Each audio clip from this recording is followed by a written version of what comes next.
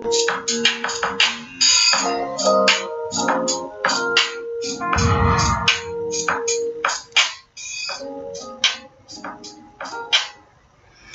right. Well, this is exciting. I got my oldest boy, JJ, today, and just gonna talk to him about a few things. This is an exciting episode because it's all about family and love and marriage, and I guess the horse and carriage. Jordan's the carriage. So I'm just going to ask him a few questions. Of course, I blindsided him with this like parents do. But just see how he felt about episode 1 and all that. And just talk to him. Get to have you guys get to know me from the eyes of my firstborn child. And what he felt, like I said, about episode 1. So, Jay. Hey everyone, this is JJ Jordan. Like my mom said, I am her firstborn child, and it's really good to be here. I'm proud of my mom for doing this podcast. She texted me yesterday. She's like, "Jordan, I started my podcast," and I was like, "Okay, here we go." But I was really proud of her doing that, getting to learn a lot more about her past. Especially having a lot of that stuff was new to me. Of course, I'd imagine as a parent, you don't want your child to hear about all the bad stuff, but I think it's important that they know where you come from, and it's really great. I support you, Mama, fully. Yeah, because like I said, my kids, I'm very big on parent-child roles, and I'm very big on not putting your trauma on your kids.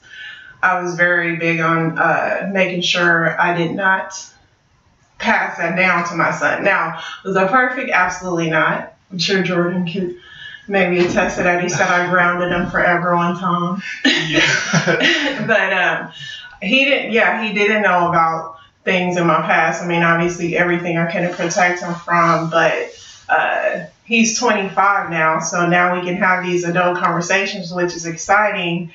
And like I said, the catalyst for even doing this is because he's an independent man now. He's out on his own. How does it feel to be out on your own?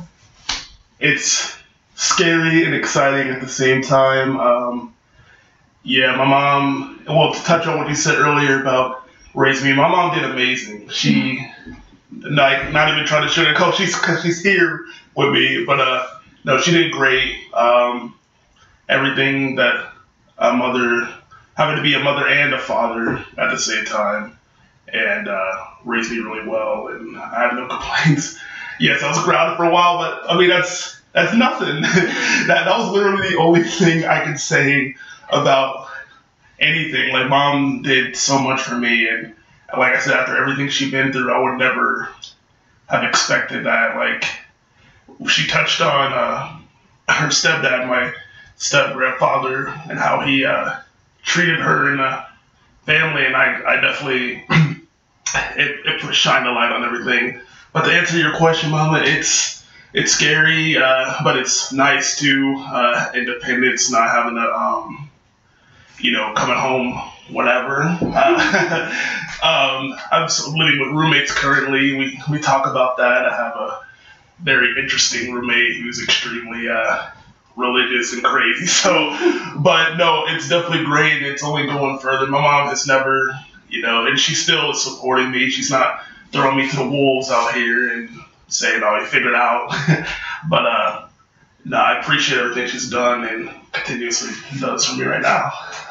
Yeah, that's what, and like I said, I always let my kids be themselves. One thing my son always tells me, like, "I'm not you, Mom, I'm not my dad," and that is important. He's not, but I do tell him he has inner strength, and I know that, as much as he thinks that, like, when we had to talk about him moving out, he wasn't happy at first, but I told him, I said, "I'm going to unlock a king in you. I always told you were a king," and he is. I mean, I know that he hasn't unlocked it yet, but he will. And one thing about trauma and the way we grew up, unfortunately, some of the things from my childhood did seep into his childhood.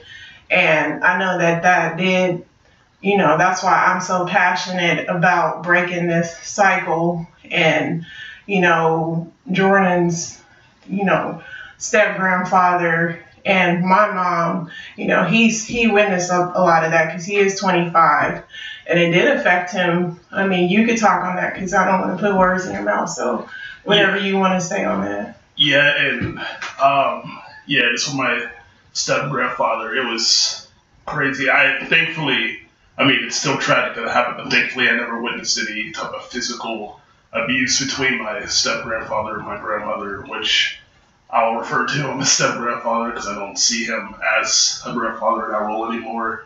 But just a lot of verbal abuse constantly. He would tell me that I need to be a man, respectful, but at the same time will be completely disrespecting my grandmother, just verbal onslaughts for no reason. He, not even just her, my uncles, my aunts, just vile. But it made me realize, not to be like that, just not to have all this anger, because that man has so much anger, and just I'm not surprised when he was younger how he was treating my mother and my aunts and uncles, because that dude just was on a rant for his whole life pretty much. But yeah, it was he would always try to be supportive, which makes it hard for me to put him in this role now, because he did care, and I know he does care still, but I can't ever forgive any of the actions that he's done, and it's just completely broken everything up. But on a happier note, we're all together here. The people who have saw past this evil, we're trying to rebuild it. We've been doing that, and we're moving together strong. Everybody has each other's back, and I'm just glad we're able to finally move past the song. Just like my mom said, the first episode, my grandma left him for a way better man. I can already tell he's way more respectful, kind, and shout out to V if you're listening. Yeah, shout out to V. And I'm just really happy for my grandma that she's happy and everyone is, moving forward from what he's done. Yeah, we're healing. And that was one thing, I always told my son, I said, because his ex-pawpaw, I always told him, you decide for you. I never make my kids make choices off of my childhood. But I left that in his hands, Yeah, sorry to cut you off, Mama. That's actually one thing I want to touch on that's really true, because my mama never forced me to. She has never. So my dad hasn't been in my life. Well, it's weird. He'll text me once every few months. I actually need to have a conversation. She wants me to have a talk with him one day, and I will. But regardless of that, my mom has never a very stereotype of single mothers would be to, criticize their father, which is sometimes it is valid, because they're not there. But my mom has always been like, look, this is what your dad did. You make your decisions on if you're going to be around him. She never tried to force my hand with anything. Same with my grandpa. My mom would know that there is love there for that man because he has done a lot for me, but she also knows that she's not me and she can't make the decision. I have made my decision on both of those men and other people in the family who have, done wrong in my life, and my mom will not interfere, so I do respect and love you for that, Mom. I appreciate that. Sorry. Yeah, I let my kids make their own choices, because at the end of the day, that's manipulation, right? And I don't believe in manipulation. I mean, my kids are free thinkers. They kind of make their own choices. So, other than that, I mean, my son, he's such a free thinker. He has like a big YouTube channel that I don't even know about, I told my mom I'll once it blows up, everyone in the family knows about it. But yeah, I said, Mom, once it blows up, I'm getting you out of here, you know. Yeah, I'm waiting for this big break. But really, yeah, like I said, this podcast is really about healing and talks with your children. You know, there's a other side to trauma, and this is just an example of that. And like I said, I never lived my trauma. I try really hard not to pass it on to my boys. Like I said, my boys never even knew what I went through. But now when they look back, what things did you see, like spending the night? Were you ever allowed to spend the night with people when you were little?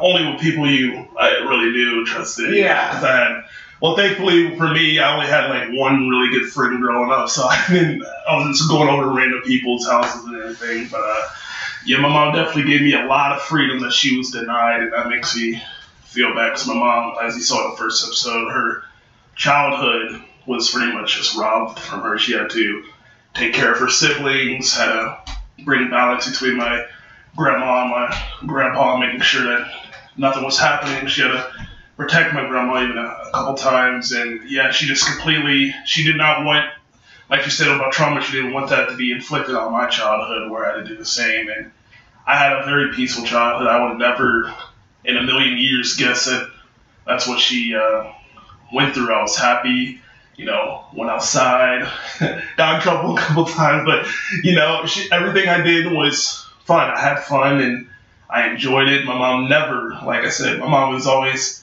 happy, and I would never know that she had these scars constantly. And you know, we went from we had a few apartments that we went through back and forth. My mom worked hard, 2 jobs constantly, probably more sometimes. And have I ever cursed at you? No, my mom has never swore, and I have done, and I still to this day I never heard her swear, and I swear I respect that because, you know, after everything she's been with, I wouldn't even be upset if she did. 'Cause, I mean, like, my mom is so peaceful with that.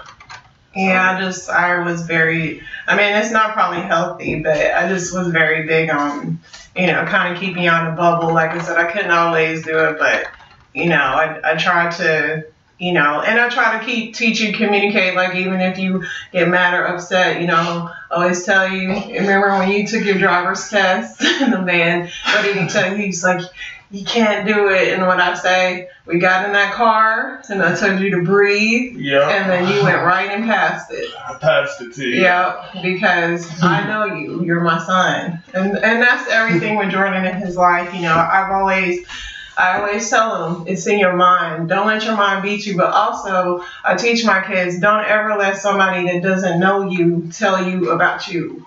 Right. That's just like on your new job. People say, oh, you got this. Don't let other people's insecurities, don't let people project their insecurities on you. Because these people don't know you. And this has been since you were little when people come. I remember when you were in the 5th grade. Remember you had that little bully with the mohawk? And we saw him at the bowling alley, the little kid. He was bullying you in kindergarten. And we saw him at the bowling alley. And I was like, are you bullying my son? Because you know me, I'm going to always find the person. I'm like I said, I'm very much a mama bear. Even to this day, Jordan knows some lady was bothering him on his job. And I said, give me her number. And Jordan's like, Mom. Yeah, I have to tell my mom, like, I'm not in school with my mom. It's okay, I got this and everything. But yeah, my mom's extremely protective, but she was free-spirited definitely in youth, and I did have a couple of bully situations going on. There's my little puppy in the background. But no, I always appreciated and thanked her for everything, and I can just hope when I do become a parent and adopt those. Yeah, I always say I don't want grandkids, but you know, we'll see. We'll see. That's we'll definitely that chapter. But I just wanted to, my son has so many talents, both of them. I know every parent says that, but they do, and I think every child does, and I think everybody has something to share with the world, and I think every whether you're single mother, married, whatever, encourage your kids to share their gifts. I mean, don't push your views on your kids. Let them be their own individuals, but also know your kids enough to know when to push them and enough to let go. And as much as, Jordan didn't want me to put him on his own, it was hard for me to put you out. As soon as I did it, I regretted it. And every day, it got easier for both of us, but it was harder. And some days when I didn't see you, I'd be like, well, you didn't come over today. But, it's getting easier and easier, I think, a little bit. But, we survived. He didn't talk to me for 2 days. That's true. And that's something I do need to work on. I was a little upset. I was upset. But, I love my mama, and that's the only, parent I really have. I mean, just words can't describe in this podcast or time, like, how much she's done for me. I can't, how much she's had to sacrifice her whole life so I can just be happy. I mean, it's just crazy. And she's probably one of the most inspiring people I've ever met in my life, and well, I say that about my mother. Yeah, my grandma too. Hey, Mama, if you're watching, listening to this, Mama too. Let me give you a little shout out here, Mama. I respect you. You super hard working, and I know with the Papa, that situation was bizarre, and I'm so sorry you had to deal with that, Mama. I'm really proud that you've ridden and went over and beyond. And whenever I'm working, I think about you and Mama, because you two both inspired me to keep working hard and never settle, and I respect that. My aunts out there, I love y'all, and you're beautiful, kind, and strong. My uncles, love y'all too. You keep riding and everything. That's a big shout out. This turned out the shout out podcast, but no, these are all people I really look up forward to, and of course my mama the most. She gave me, the free spirits out there. My mama never shot me down or said I couldn't do something if I wanted to, and if your dad was listening to this, what would you say to him? That's a hard. If my dad was listening, well, first I'd just be like, I love you, old man, but I hope it's no disrespect that I say my mom's my only parent. I respect the time that you had me with you. I wish we would have gotten to spend more time, honestly, and maybe we still can. I don't want you out of my life, but I'm grown now. I'm an adult, not a little kid anymore, and that's the truth. That I don't really recognize you as my parent, but I hope you appreciate that. I hope it's better with your other kids, that you can have more time spending with them, because that's something I really wanted. As much as Mama has done for me, and I just respect her being my mother and father, it was sad. It was sad as a kid not having a dad. All my other friends did, and it was kind of like a little bitterness in my life. And it's different when you parent is still alive and not there. It wasn't. And you're a hard working dad. I respect you for getting your degree and working, and I have nothing. I do love you, Dad, but yeah, not doing what I was saying. Mama, just it's not really a parent. You my mama and daddy. I got to get you on the Mother's Day and the Father's Day again. And I respect that. I mean, I definitely know that, when my dad, I used to resent my dad, especially when I was your age, because I would be like, especially when I became a parent, I'd be like, why would my dad choose drugs over me? Yeah. Because it's like when you have, for me, when I became a parent, my kids were my number one priority. Of course, you get stressed out. Who wouldn't want to get high and drunk and go, come on. Yeah. But at the end of the day, your kids don't ask to be in this world. Right. That's number one. So I used to be mad at my dad, but I do also know that sometimes if you don't have anything, it's just like if you wear glasses. If you don't wear your glasses, your vision is not clear. Right. So, and some people just don't grow up with a focus. And unfortunately, that's the thing about me. I guess growing up without a trauma, I had tunnel vision that even when obstacles came in my life, I was gonna say focused. And like when I had you, like you were my son, you were my first person I actually ever truly loved. You were my son. You grew inside of me. Like you were mine. You were mine. So like I protected you, and so that was like a gift.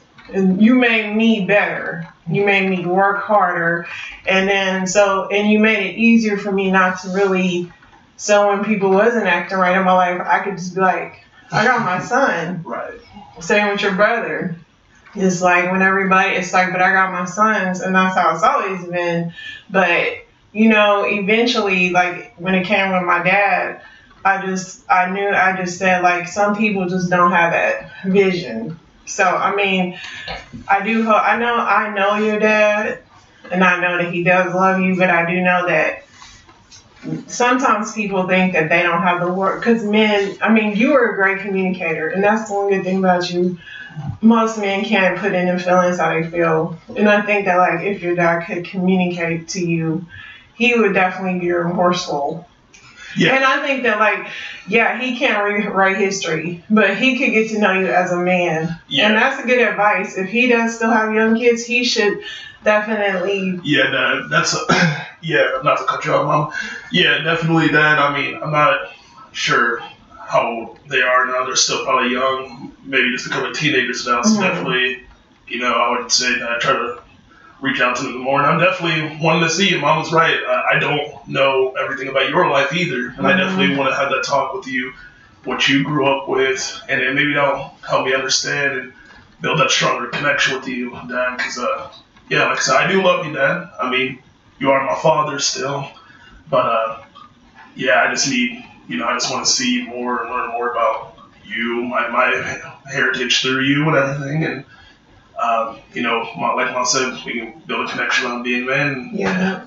And yeah. You're very much a man, and, you know, and you pick and choose, you sift what you need and what you don't, you know, because one thing I've learned in life is like, I mean, obviously your mom is your mom, and some people don't fool with their mom, and they're entitled. We just happen to love our moms. But, you know, I also know that like you don't have to be tied to your family. If your family is hurting you or holding you back, then I don't believe in that either.